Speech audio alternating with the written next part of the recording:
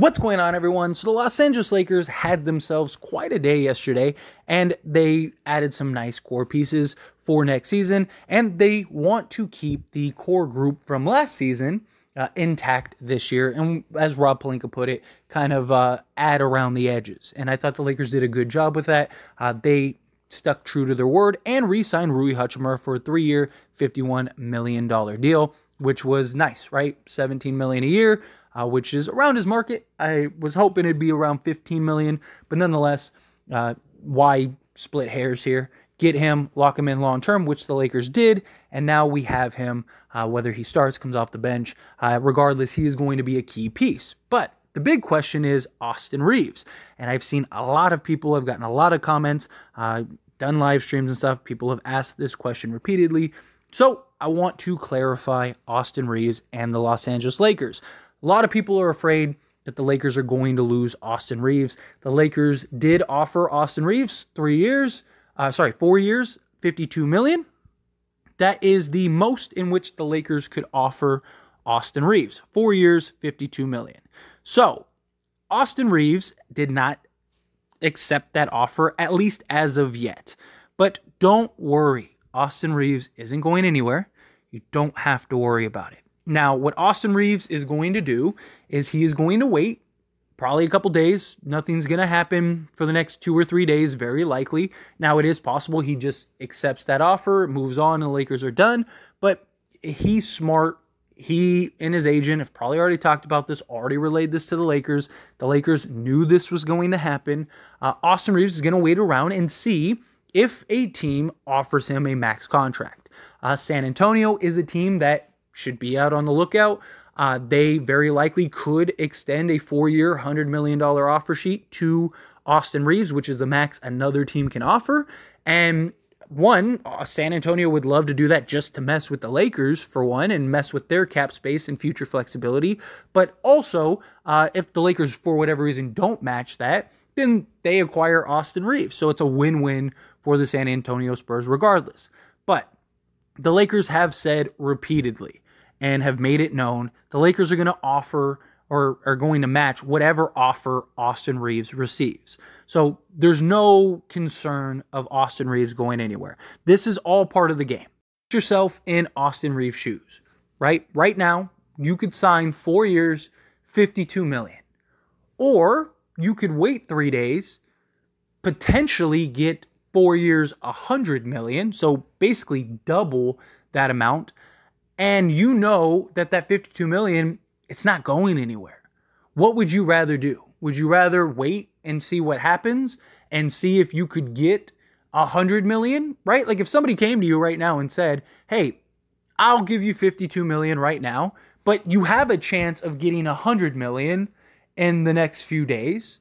But regardless, you're going to get at least $52 million. Wouldn't you rather just wait around and see if you get that $100 million? That's what Austin Reaves is doing. The Lakers did their part. The Lakers went to Austin Reaves and said, hey, buddy, we're going to give you the max amount that we can give you. Here you go. It's on the table. Take your time. No worries. No rush. We're going to go do all this other stuff over here and build a team to try to win an NBA championship next year. If you get a better offer, we're going to match it. If you don't, then you have the $52 million offer. Regardless, you're good. And that is very likely what the conversation went to an extent, right? Maybe not word for word, but to an extent.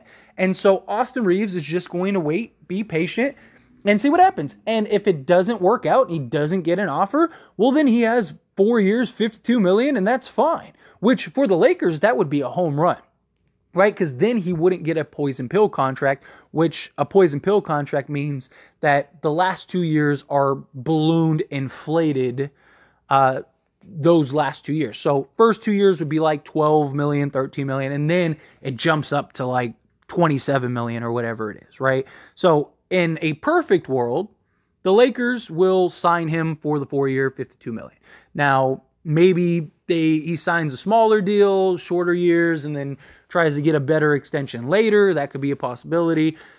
Point is, Austin Reaves isn't going anywhere, and anyone that tells you otherwise is just nonsense. Now, could something crazy happen where Damian Lillard becomes available and he wants to go to Lakers, and they're like, give us Austin Reaves and whatever, and we'll do that trade. Sure, maybe, but realistically, it's never going to happen. Lakers can't even really make that happen, even if they wanted to. But if something like that happens, then yeah, maybe Austin Reaves is gone. Don't see that happening. The Lakers value Austin Reaves heavily. Best case scenario, Austin Reaves signs that $52 million deal, which gives the Lakers so much flexibility going forward. That would be so helpful, because then the Lakers don't have to worry about those balloon payments. And yes, I've seen a lot of people say, who cares about the balloon payments? Sign Austin Reaves. LeBron's leaving in a year or two. You're going to get that. It doesn't quite work like that.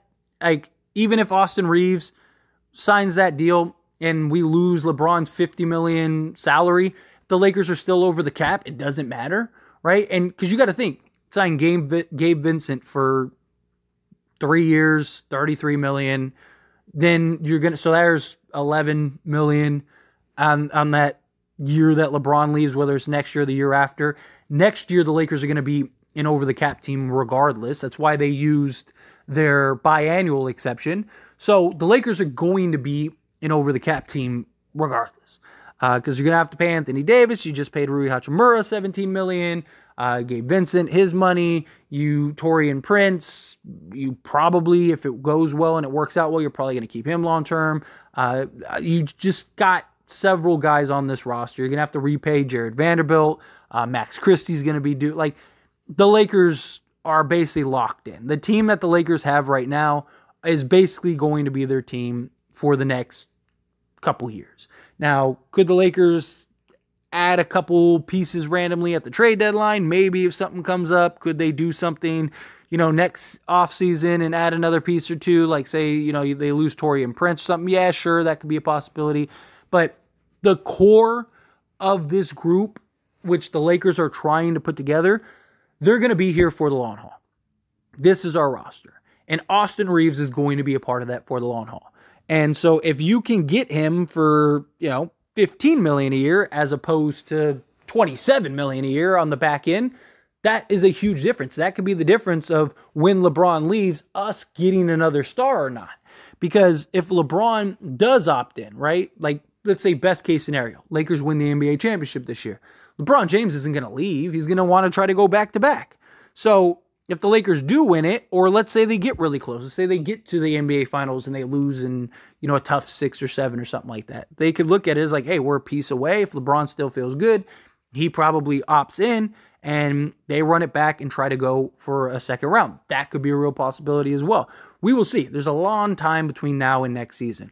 But Austin Reaves is a Laker for very likely the next 4 years.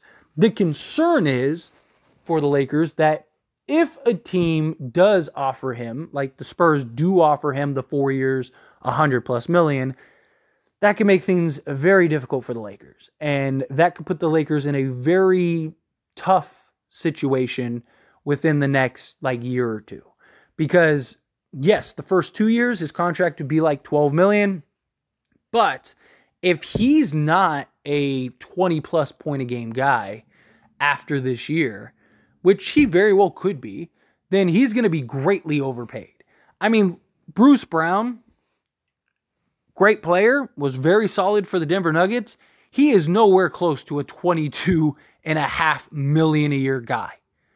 Austin Reaves is going to make close to $30 million in those back half of years. Austin Reaves right now is nowhere close to a $30 million a year guy. He is maybe 15 to 17 million, somewhere in that ballpark, right? Because he's older. He's a guy that, yes, he still has some upside, but how much better is he really going to be? I love Austin Reaves. I want him to be a Laker for life, but he's not a 30 million a year guy.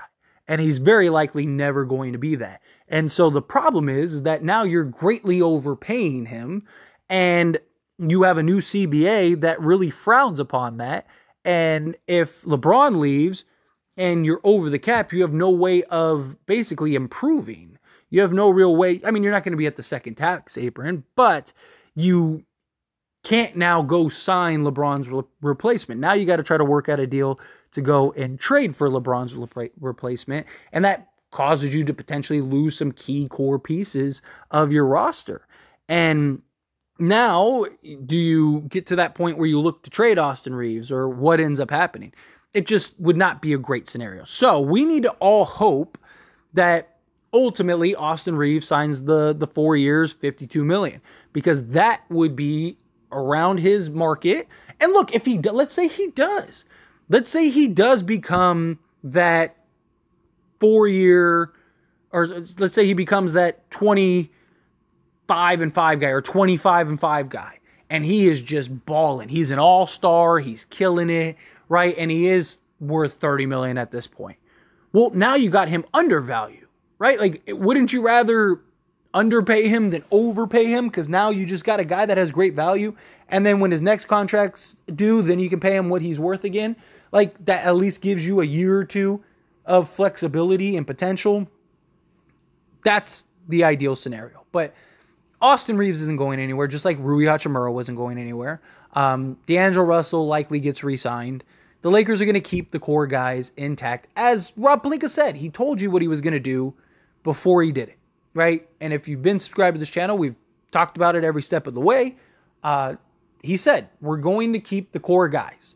Rui Hachimura, Austin Reaves, Anthony Davis, LeBron James, D'Angelo Russell very likely, and then we're just going to add some quality pieces around that roster. Cam Reddish, Taurean Prince, Gabe Vincent.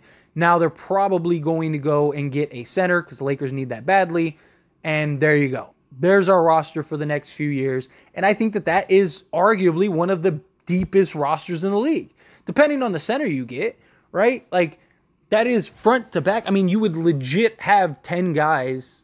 It's not even counting the rookies. Not even counting Max Christie. It's not even counting, Lewis and Shafino and them. Like, just front to back, you just have talent all over the place, right? Like, you almost at that point have too much talent.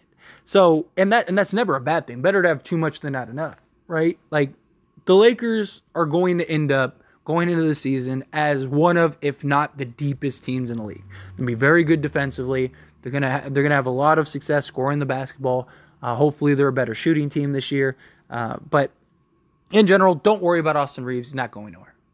I assure you, he's not going anywhere. Unless some crazy thing happens and the Lakers can, trade for something crazy, that just not going to happen. Austin Reaves will be a Laker for the foreseeable future. But anyway, as always, this is a discussion, so I pass the question on to you. Let me know your thoughts and opinions down in the comments below. What do you think? You okay? You worried? Are you somewhere in between? However you feel, whatever your thoughts are, I'd love to hear it. So let me know down in the comments.